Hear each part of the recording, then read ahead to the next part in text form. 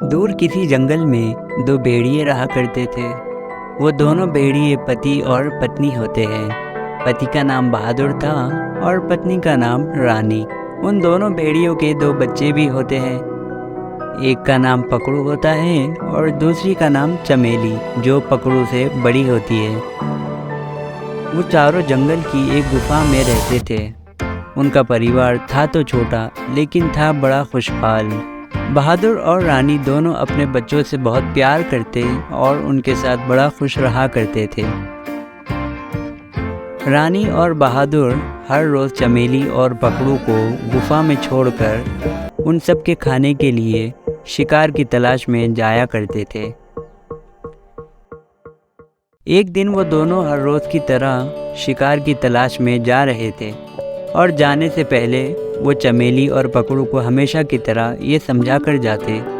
देखो बच्चों, हम दोनों हमारे खाने के लिए शिकार की तलाश में जा रहे हैं। तुम दोनों अपने घर के अंदर ही रहना और बाहर मत निकलना, वरना कोई भी अनहोनी हो सकती है और हमारी जान को खतरा भी हो सकता है। इस बात का ख्याल रखना और बाहर मत निकलना। समझ गए तुम दोनों? हाँ, हम समझ गए माँ, हम बाहर नहीं जाएंगे।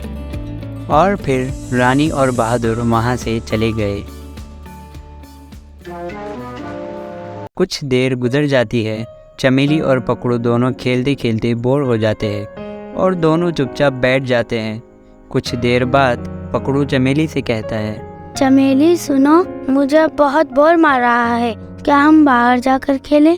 बिल्कुल भी नहीं, हमें माँ ने बाहर जाने से मना किया है। बाहर कोई भी अनहोनी हो सकती है। लेकिन आज इतनी देर हो गई, माँ और पिताजी अभी तक नहीं आए और मुझे बाहर जाने का बहुत मन कर रहा है। तुम मत आओ, मैं अब बाहर जा रहा हूँ, अब मैं नहीं रुकूंगा। नहीं, मेरी बात सुनो पकड़ू, बाहर मत जाओ, वरना माँ और पिताजी गुस्सा करेंगे। पकड़ू ने चमेली की बात ना मानी और वो घर से बाहर चला गया। चमेली ने उसे रोकने की बहुत कोशिश की, लेकिन वो ना रुका और वो बाहर आकर खेलने लग गया। और कुछ देर बाद वो खेलते खेलते अपने घर से दूर चला आया। वो घर से काफ़ी दूर निकल गया था। वो आगे बढ़ते हुए जा ही रहा था कि अचानक उसके सामने एक जंगली भेड़िया आ गया। वो उस भेड़िए को देखकर डर गया और सहम गया और वहाँ से भागने की कोशिश करता। तभी उस जंगली भेड़िए ने आगे बढ़ते हुए पकड़ू पर हमला कर दिया और पकड़ू को अपने पंजों से मारकर गिरा दिया और खुश होकर उसे अपने मुंह में दबोचकर वहाँ से चला गया।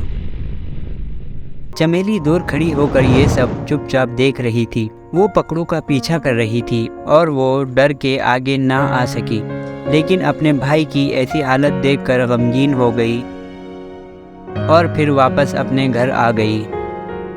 कुछ देर बाद जब बहादुर और रानी अपने घर वापस आए तो उन्हें पकड़ू दिखाई नहीं दिया। चमेली ने रोकर सारी बात बहादुर और रानी को बताई। वो सब बहुत दुखी हुए, बहुत देर तक परेशान हुए और समझ गए कि अब उन्होंने पकड़ू को खो दिया, अब वो वापस नहीं आएगा।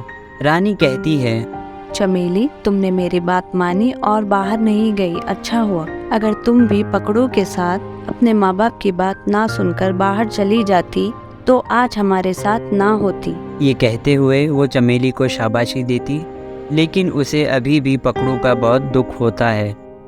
तो देखा आप लोगों ने, कभी भी हमें अपने बड़ों की बात को अनसुना नहीं करना चाहिए और हमें हमारे बड़ों की और हमारे माँ बाप की नाफरमानी नहीं करनी चाहिए, वरना हमें इसका खमियाजा भुगतना पड़ सकता है।